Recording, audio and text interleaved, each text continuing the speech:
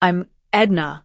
I'll never forget my wedding day, the day my so-called family tried to humiliate me in front of 150 guests. As I stood there in my white wedding dress, I watched my parents, Mr. and Mrs.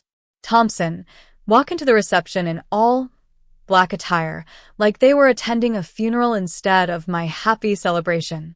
The moment they entered, the whispers started. Without waiting for an invitation, my mother marched straight up to the stage, snatched the microphone from the DJ, and announced, "We're mourning the daughter we've lost. She's married a man who only wants our family property."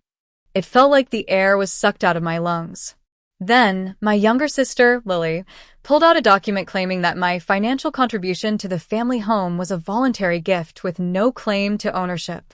Just as I was on the verge of giving in to the humiliation, my husband, Ryan, a calm-headed contractor, stood up. He walked towards the DJ booth where his laptop was connected to the projector.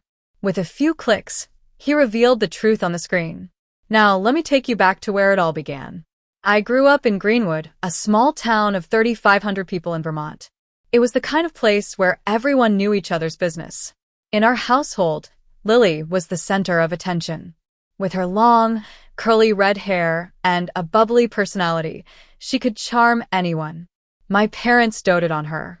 Every achievement of hers was plastered on the refrigerator, while my hard-earned academic awards were quickly overlooked. I was the quiet, responsible one. I worked at the local library from the age of 15 and later became a librarian at the county library. I lived frugally, saving every penny.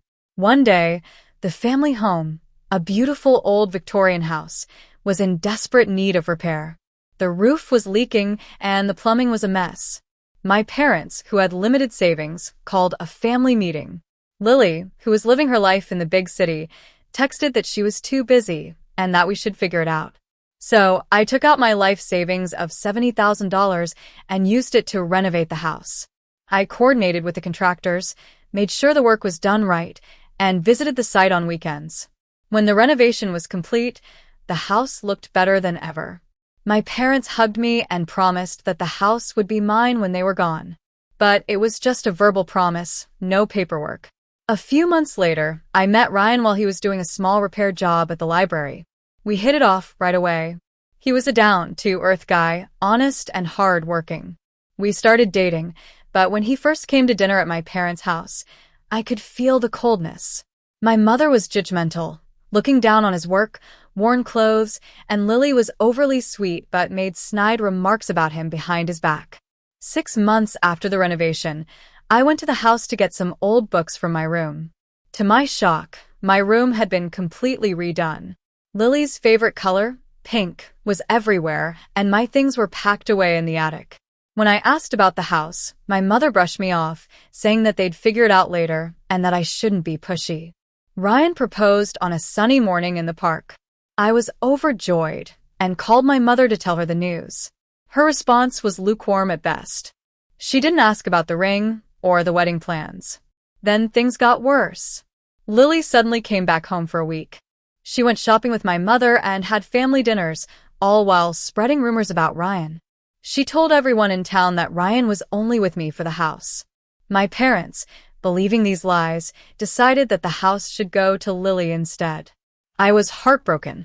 When I talked to my father about it, he just said to let it go. Ryan, though, was a rock. He told me to keep all the receipts and documentation of the renovation. He started spending extra hours on his laptop, gathering evidence. 3 weeks before the wedding, I went to the house to return a borrowed item.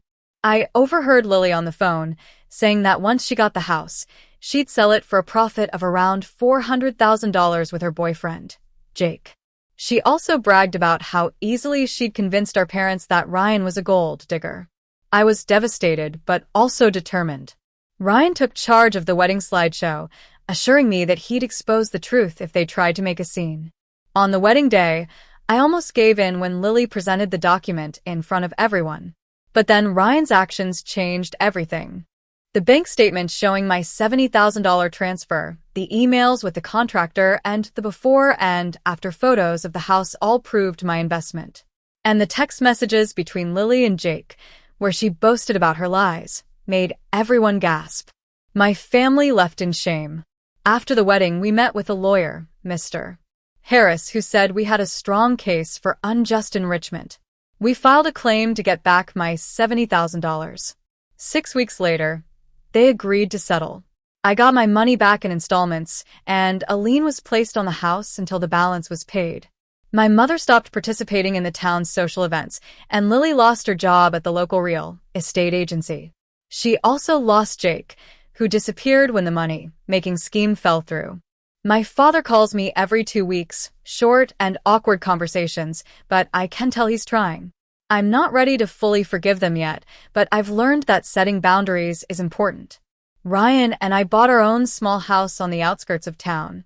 It may not be grand, but it's ours, and I'm the one holding the key to my life now. If you're in a situation where you're constantly being taken advantage of in your family, know that you have the right to stand up for yourself. Don't let others define your worth or take what's yours. Leave a comment if you've had a similar experience, and I'll be here to listen.